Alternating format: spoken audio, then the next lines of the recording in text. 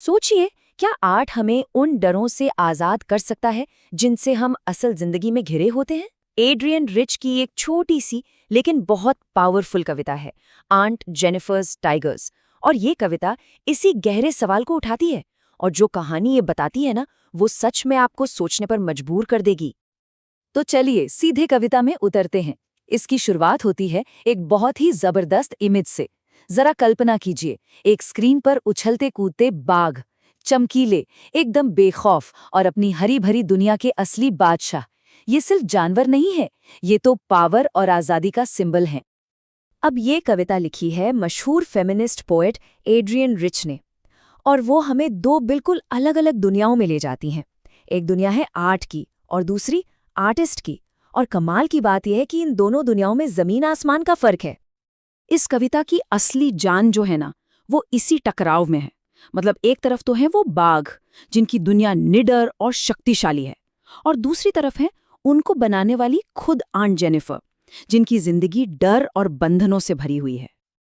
तो चलिए पहले इन शानदार बाघों की दुनिया में झांकते हैं। देखते हैं कि आखिर इनमें ऐसा क्या खास है जो इन्हें इतना अलग बनाता है। कविता कहती है कि ये बाघ भय कॉन्फिडेंस से भरे हुए हैं। किसी का डर नहीं है इन्हें। मतलब पेड़ के नीचे कोई आदमी भी खड़ा हो ना, तो भी उन्हें कोई फर्क नहीं पड़ता। एकदम शाही अंदाज, एक बेफिक्री है उनमें, जो बताती है कि वो कितने आजाद हैं। यहाँ एक शब्द इस्तेमाल हुआ है, डेनिसन्स, यानी वासी। और ये शब्द बहुत जरूरी है। इसका मतलब है कि ये बाघ अपनी उस हरी भरी दुनिया में कोई बाहरी नहीं है, बल्कि वो उसी दुनिया का एक हिस्सा हैं, वहीं के हैं, असली हकदार हैं वो अपनी दुनिया के। और फिर एक और शब्द आता है, शिवलरिक, जिसका मतलब है शूरवीरों जैसा, साहसी, सम्मानित। अब इस शब्द को जरा दिमाग में रखिएगा। क्यों?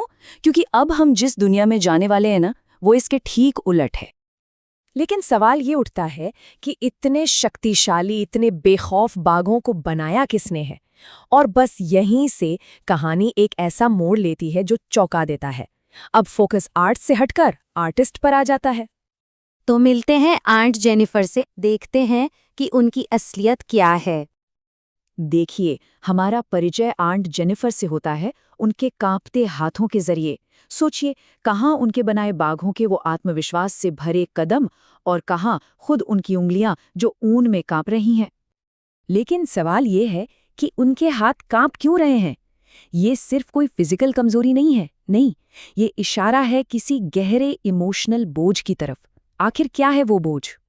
उनके इस डर की वजह बहुत जल्द हमारे सामने आती है, और इसका सिंबल है एक अकेली भारी चीज। और ये रहा कविता का सबसे अहम हिस्सा, अंकल की शादी की अंगूठी का भारी वजन। गौर कीजिए, यहाँ सिर्फ अंगूठी नहीं कहा गया, बल्कि भारी वजन कहा गया है। एक ऐसा वजन जो उनके हाथ पर एक बोझ की तरह है। और यहीं पर इस कविता का सबसे पावरफुल आइडिया छिपा है। ये सिर्फ सोने की एक अंगूठी नहीं है, नहीं, ये उन सभी बोझ और मुश्किलों का प्रतीक है जिन्होंने आंट जेनिफर की जिंदगी को जकड़ रखा है। कवयित्री ने यहाँ रिंग्ड शब्द का इस्तेमाल बहुत ही कमाल का किया है। इसके दो मतलब निकलते हैं, एक तो अंगूठी से घिरा होना, और दूसरा मुश्किलों से घिरा होना। मतलब एक ही शब्द में आंट जेनिफर की पूरी कहानी कैद है। और अब हम आते हैं कविता की सबसे दिल को छू लेने वाले हिस्से पर। ये हिस्सा आर्टिस्ट और उसके आर्ट की अलग अलग किस्मत के बारे में है। सोचिए, आंट जेनिफर की सच्चाई कितनी दुखद है। कविता कहती है कि मरने के बाद भी वो अपनी जिंदगी के बोझ से आजाद नहीं हो पाएंगी। उनके हाथ तब भी उन्हीं मुश्किलों से घिरे रहेंगे। लेकिन उनके बनाए हुए बाघ, उनका क्या होगा? वो हमेशा की तरह गर्व से निडर होकर उछलते रहेंगे। और बस यही तो इस कविता का दिल है कि आर्टिस्ट तो चला जाता है अपने बंधनों में जकड़ा हुआ, लेकिन उसका आर्ट, उसकी कला हमेशा के लिए आजाद और जिंदा रहती है। और जब हम कवयित्री एड्रियन रिच के बारे में थोड़ा जानते हैं, तो इस कविता का मतलब और भी गहरा हो जाता है। वो खुद एक बहुत बड़ी फेमिनिस्ट थी, और उन्होंने अपनी पूरी जिंदगी औरतों के संघर्षों के बारे में लिखा। तो आंट जेनिफर की ये कहानी सिर्फ एक औरत की कहानी नहीं है, ये उन हजारों लाखों औरतों की आवाज है। तो आखिर में ये कविता हमें एक बहुत बड़े सवाल के साथ छोड़ जाती है कि जब जिंदगी बंधनों से भरी हो तो आर्ट का मकसद क्या होता है? क्या वो सिर्फ एक खूबसूरत सपना है जिसमें हम खो जाना चाहते हैं, या फिर वो एक तरह का विद्रोह है, एक बेखौफ आवाज है जो बनाने वाले के जाने के बाद भी गूंजती रहती है? शायद इसका जवाब हम सबके लिए अलग-अलग है।